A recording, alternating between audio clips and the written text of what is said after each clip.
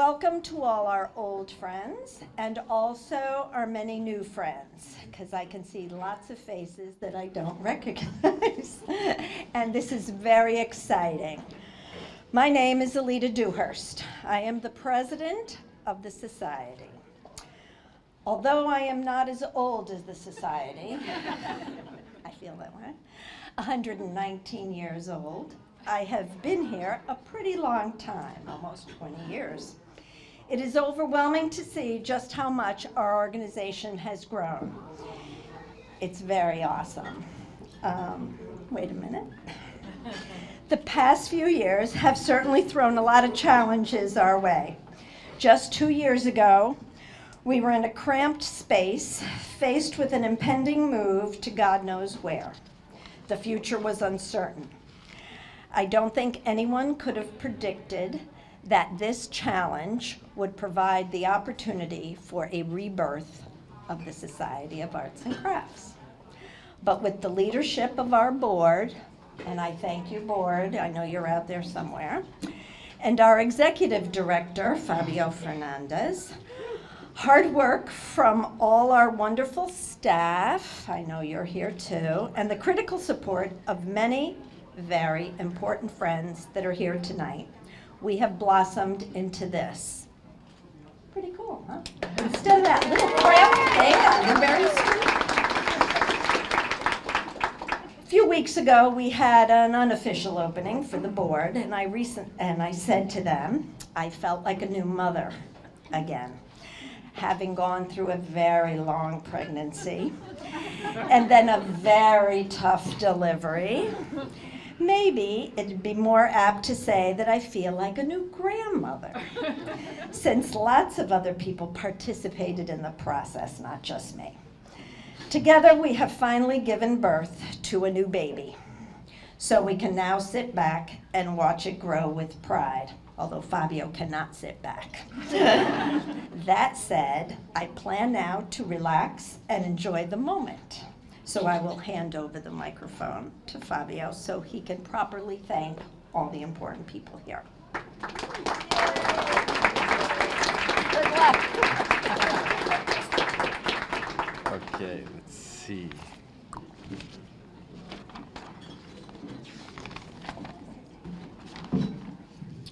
Okay, good evening, everyone. Little housekeeping. If you could move in away from the elevator so we can get as many people in as possible while still under the maximum occupancy. Thank you so much. It's a glorious evening out there, and it's a glorious evening in here. I'm thrilled to welcome you all to help us celebrate our grand reopening. Thank you so much for being here. First off, I want to express my gratitude to our staff, our trustees, the artists, the foundations, and the many patrons who made this pivotal moment in our 119-year history possible. Thank you. Last summer, when our landlord sold our home of 40 years, we were forced to find affordable housing, a challenge that any Bostonian can relate to. It was a difficult time for the society, but when one door closes, another one opens. We learned that the mayor's office, the Boston Redevelopment Authority, and the building owner, UDR, was opening up the first public competition for Chapter 91 space. We quickly mobilized, put together a winning application and a presentation, and we were awarded this space on August 1st, 2015. We've come a long way in a very few number of months. I would like to thank Julie Burrows and Joyce Linehan of the Mayor's Office. I'd like to thank Rich McGinnis of the BRA and Bill Licko, our landlord, UDR. I would also like to thank the swimming pool that comes into our retail gallery. It's right above our retail gallery and our staff offices. And that guy presented quite a number of design challenges, which I'm sure deterred other nonprofits from entering the competition. As you wander around, and please wander around, Notice the gorgeous design of this space. A huge thank you to our architecture firm, Sasaki Associates, especially Christine Dunn and Ryan Hawkins.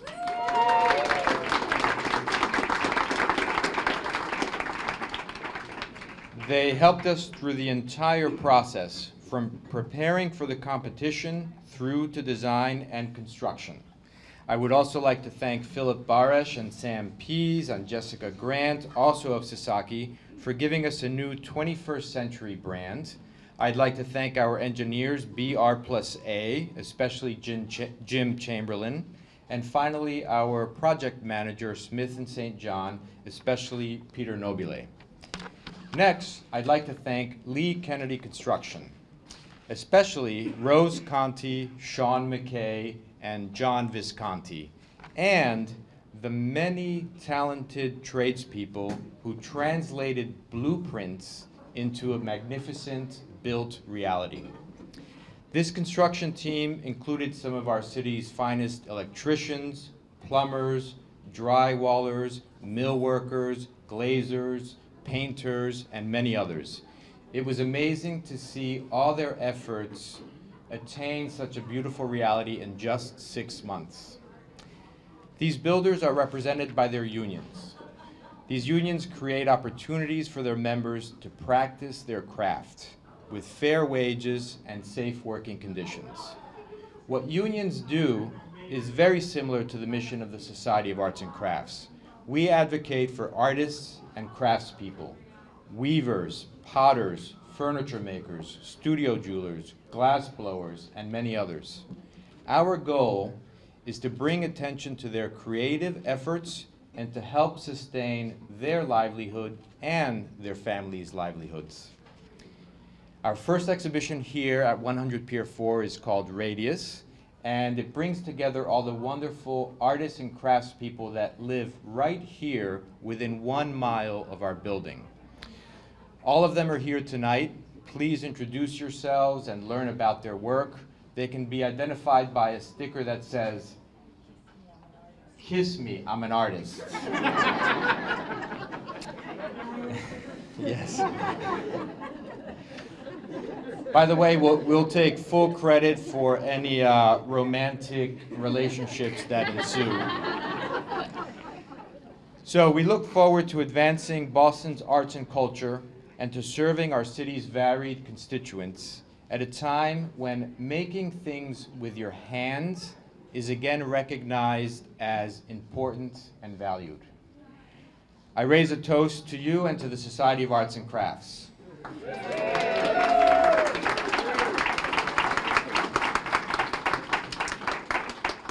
And now I present our Mayor, Marty Walsh, who's made tremendous strides in balancing the needs and wants of our citizens, of our tourists, of private developers, and our arts and culture community.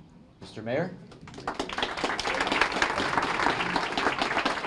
Thank you very much, Fabio, and congratulations today. I want to congratulate the board.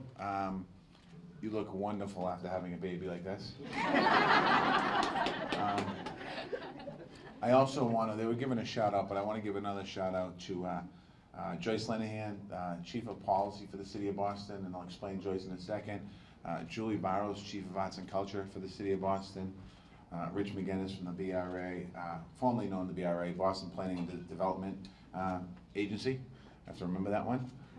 And we're not over capacity. We have 35 people here tonight. We're fine. As I scan the crowd. And if you want to sneak over here, there's a little more room over here. But this is incredible. This is an exciting night.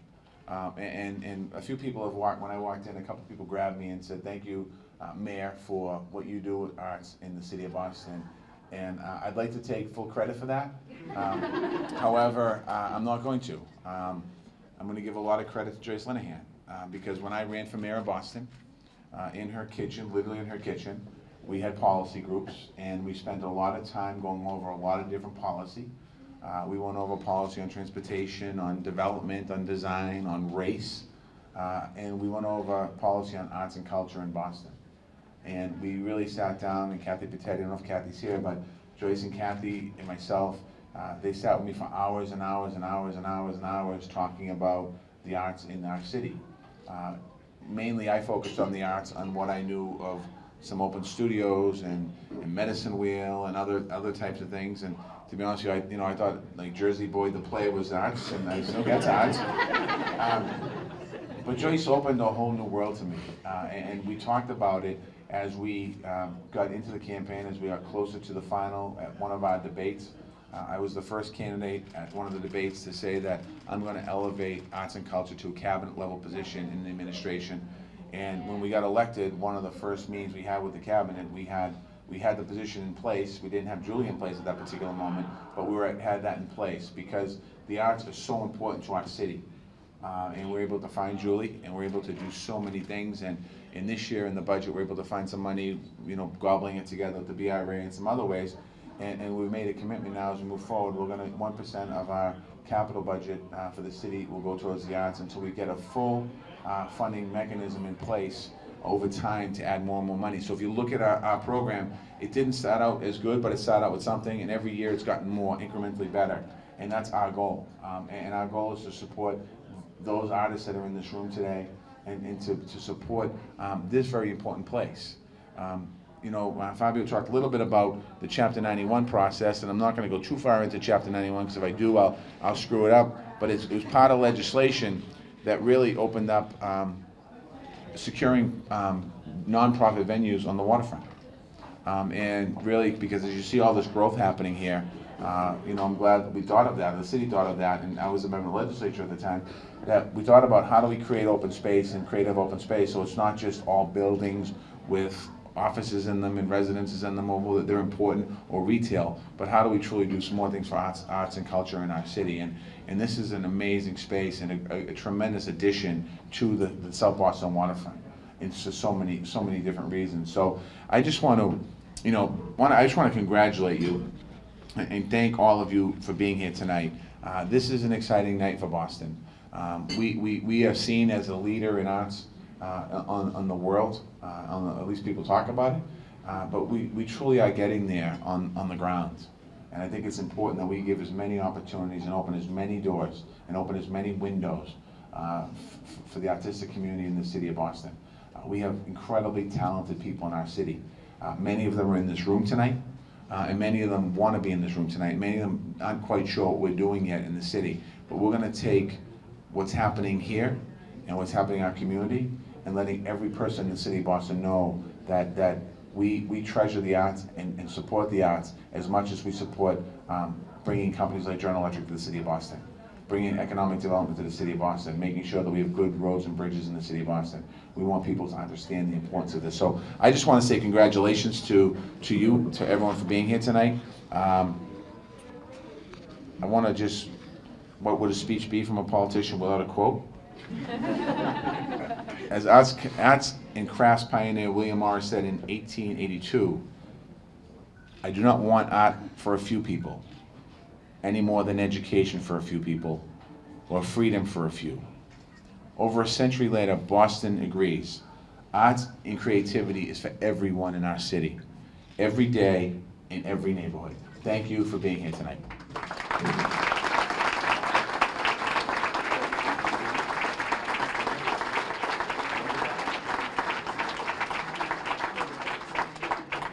So this week, over about a week period, I broke ground at Suffolk Construction's new headquarters, and we did a virtual reality where I had goggles on.